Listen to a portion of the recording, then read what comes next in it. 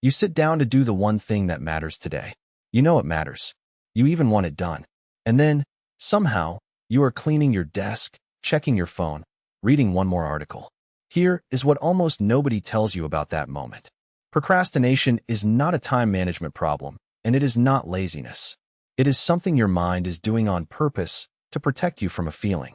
Once you see what that feeling is, you get a real way out. Let us get into it. This is MindScope, where we turn the science of everyday behavior into tools you can actually use. Today, the tool is for procrastination, the gap between what you intend to do and what you actually do. By the end of this episode, you will understand the real mechanism behind it. You will see why willpower and guilt make it worse. And you will have 2 concrete moves you can use the next time you feel yourself slipping away from a task. None of this is about becoming a machine. It is about working with your mind instead of against it. Let us start by clearing away the biggest myth. We tend to think procrastination is a problem of poor time management or weak discipline. The research tells a more precise story. In a large review of the evidence, the psychologist Piers Steele pulled together decades of studies and described procrastination as a failure of self-regulation. That is a careful phrase, so let me unpack it. Self-regulation is your ability to steer your own behavior toward a goal, especially when part of you would rather do something else. Procrastination is what happens when that steering slips, and it slips in predictable ways. The same review found that procrastination is strongly linked to a few specific things. One is how unpleasant the task feels. The more boring, frustrating, or anxiety-provoking a task is, the more likely you are to put it off. Another is impulsiveness, the pull of whatever feels good right now. Another is how far away the reward is. A deadline 3 weeks out barely registers, so the part of you that wants relief today wins easily. So notice what is really going on. Procrastination is not random, and it is not a character flaw. It is your mind consistently choosing the task that feels better in the moment. Which raises the real question. What is it actually trying to do for you? Here is the idea that changes everything. Researchers Fuchsia Sorois and Timothy Pychyl proposed that procrastination is, at its core, about short-term mood repair. In plain terms, when a task makes you feel something uncomfortable, anxiety, boredom, self-doubt, the fear of doing it badly, your mind looks for the fastest way to feel better. And the fastest way to feel better is to step away from the task. Check the phone. Open another tab. Suddenly, the discomfort drops. You feel relief. Sit with that for a second, because it is the whole episode. Procrastination works. In the moment, it does exactly what it is designed to do. It makes the bad feeling go away. That is why it is so sticky. You are not failing to resist a task. You are succeeding at escaping an emotion. This is why the usual advice often backfires. When you tell yourself to just try harder, you are treating a feelings problem as a willpower problem. And when you fail, you feel worse, more anxious, more ashamed. But here is the trap. That extra bad feeling is exactly the kind of discomfort that makes you want to escape again. So guilt becomes fuel. The harder you beat yourself up for procrastinating, the more you give your mind a reason to run from the task one more time. If procrastination is your mind escaping a feeling, then the solution cannot be more pressure. It has to be something that changes your relationship with the feeling itself.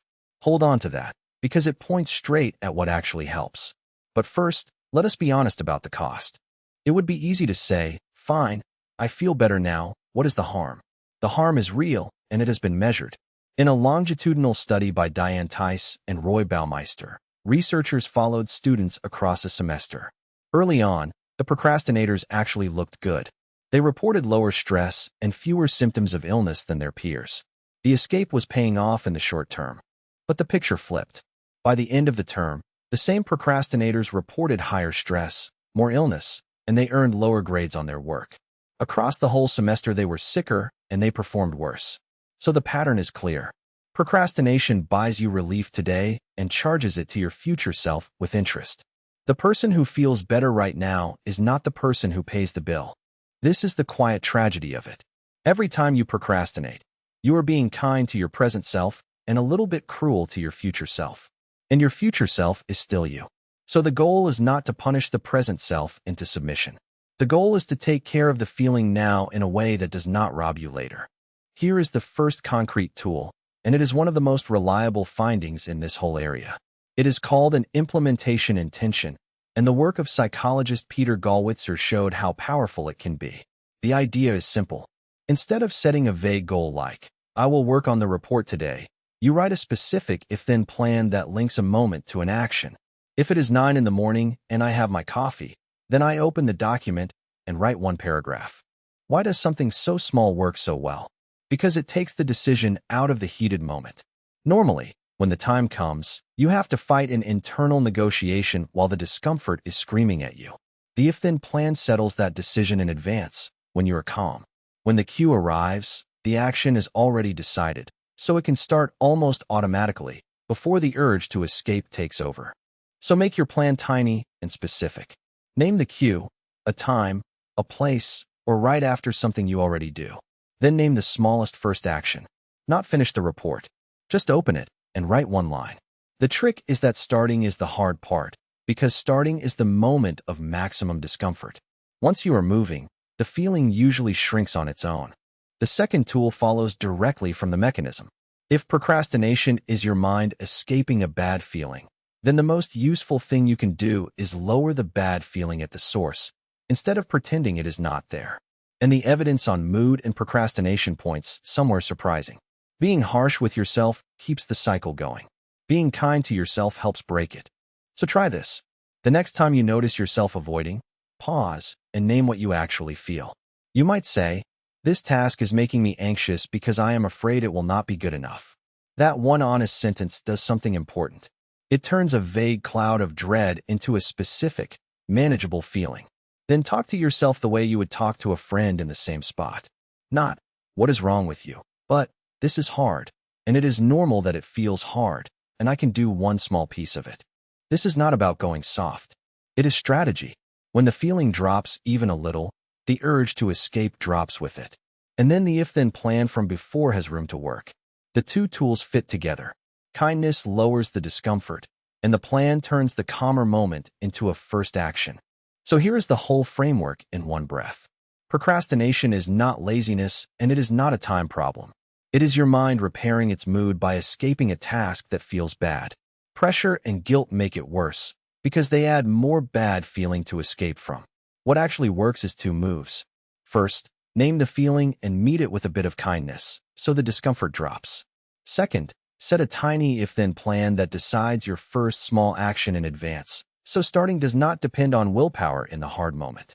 Try it once, today on one task. Name the feeling. Make one if-then plan. Take one small action.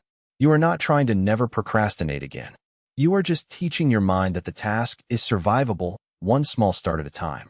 If this gave you a new way to see an old struggle, consider subscribing, because the next episode is on a close cousin of this one, overthinking, and why your brain treats worry like it is being productive. Before you go, I would genuinely like to know, what is the one task you have been avoiding, and what feeling do you think is underneath it? Tell me in the comments. Naming it is the first move. I will see you in the next one.